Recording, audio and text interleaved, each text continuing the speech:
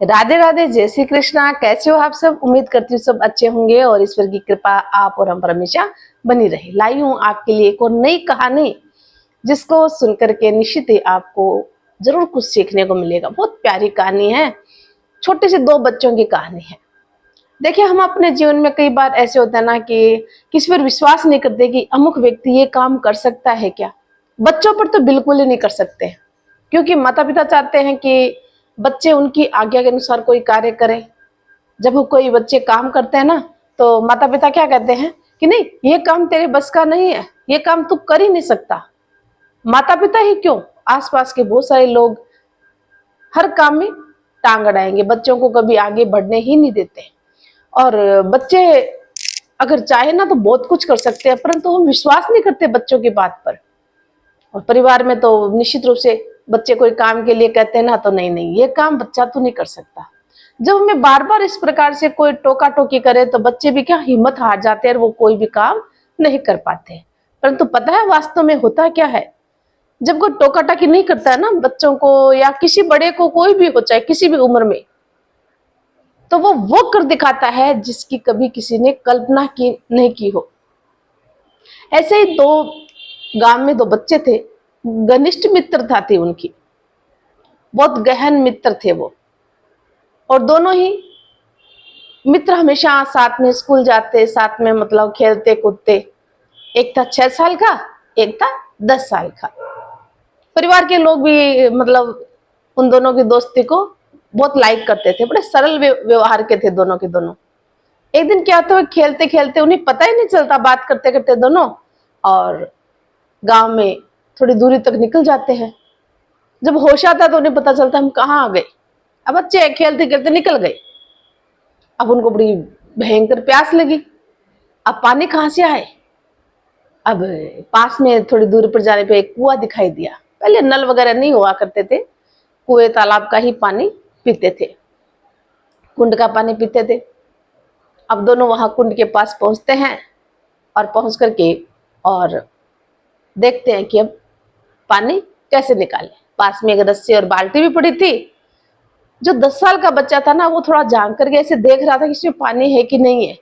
अब बच्चा तो बच्चा ही होता है और पैर ऐसा फिसलता है कि वो कुएं के अंदर जाके गिर जाता है। अब छोटा बच्चा देखो, उसकी हिम्मत और हौसला देखिए। अब उसको आव दिखाना था, घबराया नहीं वो। दूर दूर तो कोई नहीं दिखाई दिया। अब सोचे कि क्या करूं मैं। उसने वो बाल्टी और रस्सी ली और कुंड में डाली। अंदर वो जो 10 साल का बच्चा था, जो उसको मित्र था, वो तड़प रहा था कि हे भगवान कोई मुझे बचा ले, हे भगवान मुझे कोई बचा ले। अब क्या होगा, मैं तो मृत्यु को प्राप्त हो जाऊंगा। ये सोच रहा था कि उसको अंदर बाल्टी आती दिखाई दी।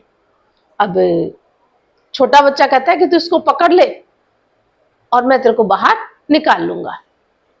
उसने कहा ठीक है। उसने जमकर उस बाल्टी की रस्सी को और बाल्टी को पकड़ लिया। पता, उस 6 साल के बच्चे ने जोर लगाया, इतनी ताकत लगाई कि 10 साल के बच्चे को बाहर निकाल लिया और दोनों गले मिले।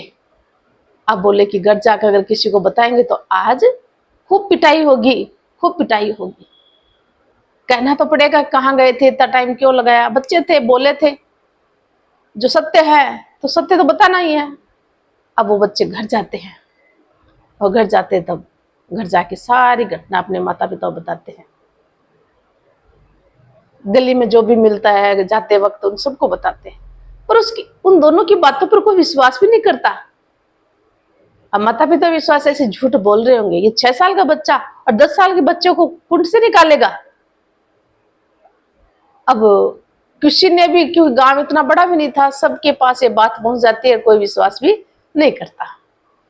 एक रहीम नाम का व्यक्ति था, जो बुजुर्ग व्यक्ति था, वो हमेशा सत्य का आचरण करता था, कभी झूठ नहीं बोलता था।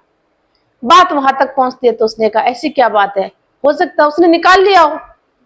सबको बड़ा आश्चर्य हुआ कि ये बड़ा विश्वास कर रहे हैं छोटे से बच्चों पर। 6 साल का बच्चा और स्कूल के अंदर से उसको निकाल सकता है 10 साल के बच्चे को। अब जब घर वालों को और कई लोगों को पता चला तो रहीम जी के पास पहुंच जाते हैं, जाके प्रणाम करते हैं और बोलते हैं कि अब पहले क्या होता है कि अब तो कोई बात ही नहीं है। पहले छोटा सा गांव हुआ करता था, वहां पंचायत हुआ करते थे, लोग आपस में बैठ करके बातचीत भी करते थे, एक माहौल हुआ करता था कि आपस में बैठ कर कोई चर्चा करते थे। आजकल ऐसा नहीं है। आजकल बच्चा, ये डिजिटल टाइम है, उसमें बच्चा वैसे ही बड़ा वो फ्रैंक होता है, और कोई मुसीबत भी आती है ना तो काम से वैसे ही जी चुराता है, काम करता ही नहीं है। पहली बात तो पढ़ाई लिखाई उसमें जुटा रहता है, शारीरिक श्रम वाला कोई कार्य करता ही नहीं है बच्चा। पहले बच्चे घर में काम करते थे, शारीरिक श्रम होता था, विरले बच्चे होते जो ऐसा करते हैं। अब रहीम जी के पास जाकर के पहले तो माता पिता आगे गए कि आपने कैसे विश्वास कर लिया नन्हे बच्चों पर, कि ये छोटा जो 6 साल का बच्चा है वो बड़े बच्चे को बाल्टी अंदर डालकर कुंड से निकाल सकता है। तो बोले वो कह रहे हैं ना, बड़ा नॉर्मल जवाब दिया उन्होंने, बच्चे कह रहे हैं ना तो विश्वास तो कर लिया, करना ही चाहिए।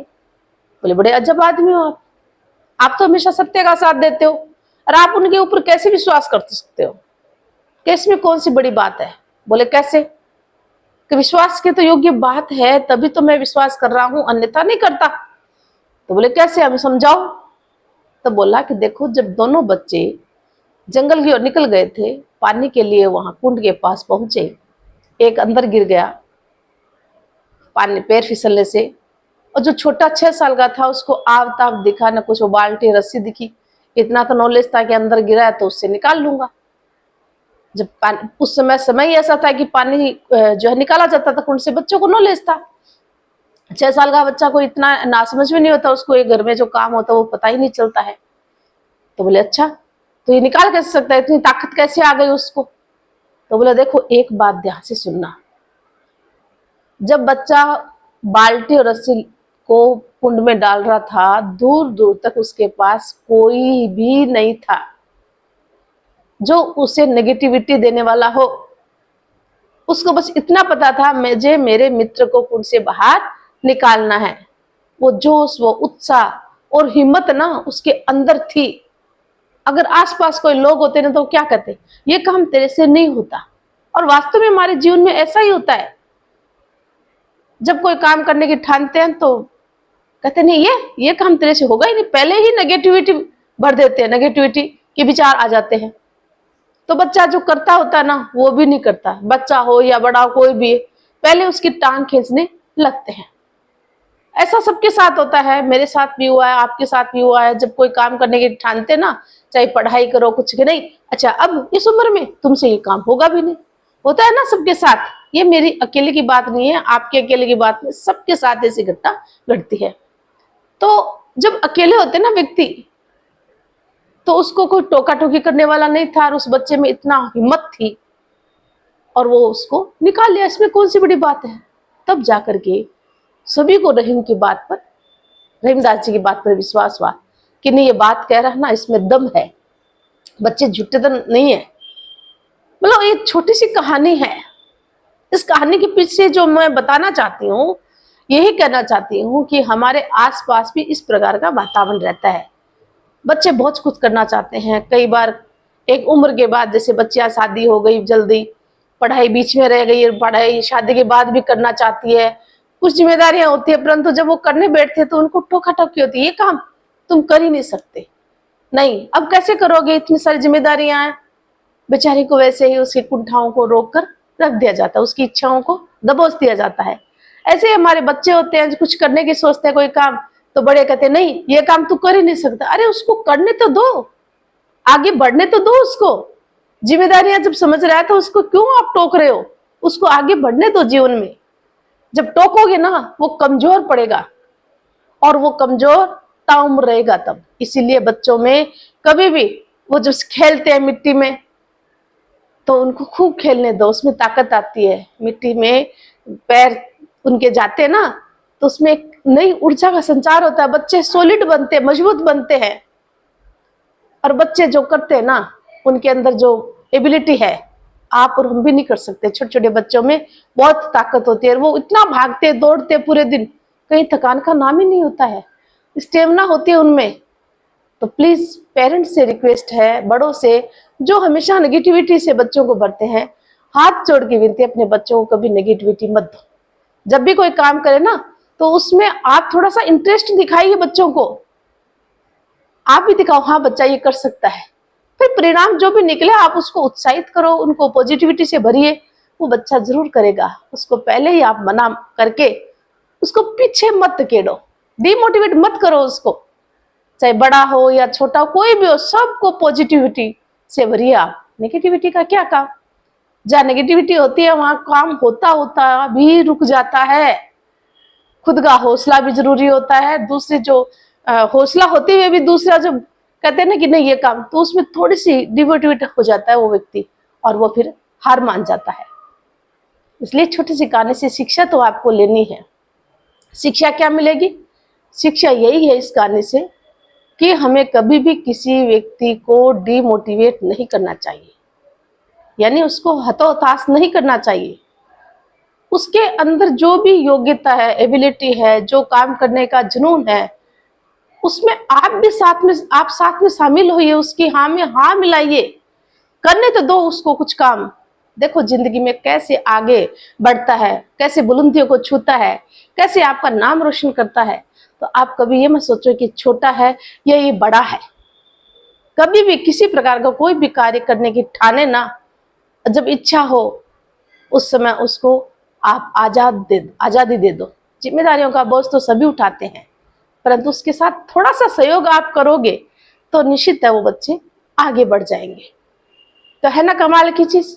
तो इस प्रकार से एक बच्चों में आदत डालिए आप, ये कहानी से सीख लेकर के, कि बच्चों को एक लिखने की आदत भी डालिए आप, कि रोज सोने से पहले एक डायरी लिखो, कल क्या क्या काम करना हमें एक डायरी में आप लिख डालिए।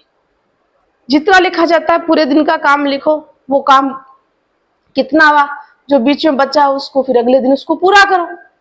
तो इस प्रकार धीरे धीरे आप दैनंदिनी को लिखाना शुरू करोगे, एक डायरी लिखना की आदत डालोगे ना बच्चों में, तो एक नई ऊर्जा का संचार होगा। बच्चा अपने आप को एक परिपक्व मानेगा कि नहीं मैं कुछ कर सकता हूँ, मेरे अंदर इतनी एबिलिटी है। तो इस प्रकार से हमें हमेशा ही बच्चों का, बड़ों का, सभी का साथ देना चाहिए। ऐसा कोई काम है ही नहीं जो मानव कर ही नहीं सकता। आज जो भी सब कुछ हो रहा है ना, ये विकास, ये सब कुछ मानव की देन है।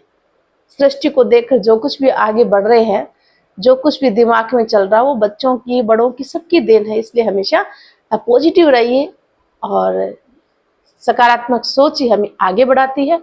और बच्चों को हमेशा पॉजिटिव ही रहने दो, उनका हौसला बुलंद रखिए, उनके बातों को सुनो, थोड़ा समय दो बच्चों को, उनके अंदर एक नई ऊर्जा का संचार करो, उनकी बातों को सुनो, जो भी बात पूछे जिज्ञासा से उन बातों को उत्तर सही ढंग से दो। आप उनको इग्नोर मत करो, ये तो अभी बच्चे हैं, नहीं, उनको भी आप सही ढंग से उनके पास बैठ करके कुछ समय बच्चों को समय दोगे ना, तो बच्चे भी बहुत कुछ आपसे सीखेंगे और बच्चे आपका सम्मान भी करेंगे, आपसे लगाव भी रखेंगे। इसलिए माँ और बच्चों के बीच थोड़ा, माता पिता के बीच बच्चों के पास बैठने से बहुत फर्क पड़ता है। इसलिए माता पिता के पास बच्चों को आना चाहिए। ऐसे नहीं पूरे दिन माँ काम में लगी रहे, पिता काम में लगे रहे, बच्चों की दूरी, माँ तो पूरे दिन काम में लगी रहेगी और बच्चों से दूर रहते, बच्चे को लगाव होगा नहीं, अटैचमेंट होगा नहीं, बच्चे कैसे सीखेंगे। माँ जो काम कर सकती है ना, वो दूसरा कोई नहीं कर सकता, कितना भी कह लो, चाहे कितना ही कर लो। माँ और पिता जो काम करते हैं ना, वो किसी के अंदर इतना दम नहीं है कि उन बच्चों को आगे बढ़ा सके भगवान के अलावा। तो उनसे अटैचमेंट होना जरूरी है। सही गलत की जो सही पहचान है ना, वो माँ और पिता ही दे सकते हैं। बड़े देंगे जरूर, परिवार के सदस्य हैं, दादा दादी सब देंगे, परंतु ज्यादा जो जिम्मेदारी का काम होगा ना, माता पिता का ही होगा। माता पिता उन्हें अपने ढंग से ढालने की कोशिश करेंगे, तो वो कोरे कागज है, वो अपने उसी ढंग से ढल जाएंगे। इसलिए जो गलती माता पिता आज भागदौड़ की दुनिया में कर रहे हैं ना, वो गलती बहुत बड़ी गलती है। बच्चों को मोबाइल मत थमाओ, उनको इस प्रकार से तैयार करो कि आगे जीवन में वो सॉलिड बने और अपने जीवन को पॉजिटिव रख करके हर कार्य को करने में सक्षम हो। तो उम्मीद करती हूँ कहानी समझ में आएगी। सभी के लिए कहानी है, छोटे बड़े बूढ़ों सभी के लिए। इसलिए आशा करती हूँ कि ये कहानी जरूर आपको पसंद आएगी। अगर चैनल पे नए हो तो चैनल को सब्सक्राइब जरूर करना, लाइक और शेयर करना ना भूलना। लाती हूँ एक और नई कहानी, तब तक के लिए जय हिंद, जय भारत, धन्यवाद।